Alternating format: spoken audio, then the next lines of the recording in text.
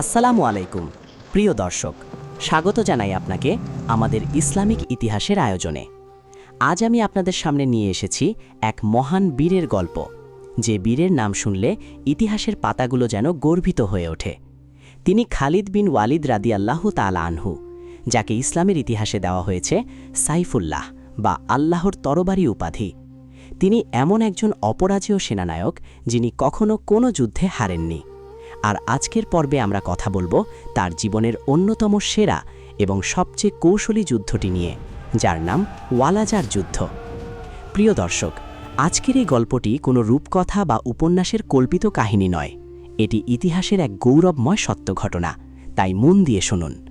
সময়টা ছিল ৬৩৩ সালের মে মাস। ইরাকের বিশাল ও তপ্ত মরুভূমিতে মুখোমুখি দাঁড়িয়ে গেছে দুই বাহিনী। একদিকে সাসানীয় বা পারস্য সাম্রাজ্যের বিশাল বাহিনী, যাদের সৈন্য সংখ্যা প্রায় ৩০,০০০। প্রতিটি সৈন্য মাথা থেকে পা পর্যন্ত লোহার বর্মে আবৃত এবং অত্যাধুনিক অস্ত্রে সজ্জিত। আর অপর পাশে দাঁড়িয়ে মাত্র ১৫,০০০ মুসলিম সৈন্য। তাদের হাতে চকচকে বর্ম বা রাজকীয় পোশাক নেই, আছে শুধু ঈমানের শক্তির বর্ম আর আল্লাহর ওপর অগাধ বিশ্বাস। আর এই ছোট্ট বাহিনীর নেতৃত্বে ছিলেন খালিদ বিন ওয়ালিদ। কিভাবে শুরু হয়েছিল এই যুদ্ধ?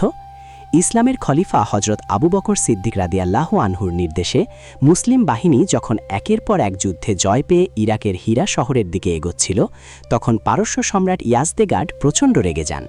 তিনি মুসলিমদের চিরতরে শেষ করতে তার সেরা দুই জেনারেল আন্দারজাগার আর বাহমানকে ডেকে পাঠালেন। তারা প্রায় ৩০,০০০ সৈন্য নিয়ে এসে ক্যাম্প করল ওয়ালাজা নামক জায়গায়। পারস্য জেনারেলরা নিশ্চিত ছিল যে সংখ্যায় দ্বিগুণ হওয়ায় তাদের জয় অবধারিত, কিন্তু তারা জানত না তারা যার মুখোমুখি হতে যাচ্ছে তিনি সংখ্যার গরিমা মানেন না, তিনি মানেন কৌশলের জয়। যুদ্ধের আগের রাতে পারস্য ক্যাম্পে জেনারেল আন্দারজাগার তার সেনাপতিদের নিয়ে এক গোপন পরিকল্পনা করল। সে বলল, আমরা সরাসরি আক্রমণ না করে মুসলিমদের ক্লান্ত করব আর আমাদের অশ্বারোহী বাহিনীকে ওই পাহাড়ের আড়ালে লুকিয়ে রাখব। মুসলিমরা যখন আমাদের তাড়া করে সামনে চলে আসবে, তখন পেছন থেকে লুকানো বাহিনী ঝাঁপিয়ে পড়বে। কিন্তু তারা জানত না তাদের এই গোপন পরিকল্পনার খবর মুসলিম ক্যাম্পে খালিদ বিন ওয়ালিদের কাছে পৌঁছে গেছে। খবর পেয়েই খালিদ রাদিয়াল্লাহু তাআলা তার সেনাপতিদের ডেকে তাঁবুর মাটিতে ম্যাপ এঁকে বললেন, শত্রুরা ভাবছে আমরা ওদের পাহাড়ের লুকানো সৈন্য দেখিনি, আমরা পাল্টা কৌশল করব। আজ রাতেই আমাদের অশ্বারোহী বাহিনীর অর্ধেক সৈন্যকে ওই পাহাড়ের বিপরীত দিকে লুকিয়ে রাখো, আর আগামীকাল যুদ্ধ শুরু হলে আমাদের মাঝখানের সৈন্যরা ইচ্ছা করে একটু পিছিয়ে যাবে। আন্দারজাগার ভাববে আমরা ক্লান্ত এবং সে তার পুরো বাহিনীকে সামনে এগিয়ে দেবে, আর তখনই আমাদের লুকানো বাহিনী তাদের পেছন থেকে আক্রমণ করবে। পরদিন সকালে মরুভূমিতে যুদ্ধ শুরু হয়ে গেল। তলোয়ারে তলোয়ারে ঝনঝন শব্দে আর রক্তে ভিজে যেতে লাগলো মরুভূমির বালি। যুদ্ধের এক পর্যায়ে খালিদের নির্দেশ অনুযায়ী মুসলিম বাহিনীর মাঝখানের অংশটি ধীরে ধীরে পিছু হটতে শুরু করল। তা দেখে পারস্য জেনারেল আন্দারজাগার ভাবল তার পরিকল্পনা সফল হয়েছে। সে চিৎকার করে আদেশ দিল, সব সৈন্য নিয়ে একসাথে ঝাঁপিয়ে পড়ো। পারস্যের সৈন্যরা যখন মুসলিমদের তাড়া করতে করতে সামনে চলে এলো, তখনই তারা মূল ফাঁদে পা দিল। মুসলিম সৈন্যরা পিছু হটতে হটতে নিজেদের একটি অর্ধচন্দ্রের মতো আকারে সাজিয়ে নিল, আর পার্সিয়ানরা সেই অর্ধচন্দ্রের ভেতরে ঢুকে অবরুদ্ধ হয়ে পড়ল।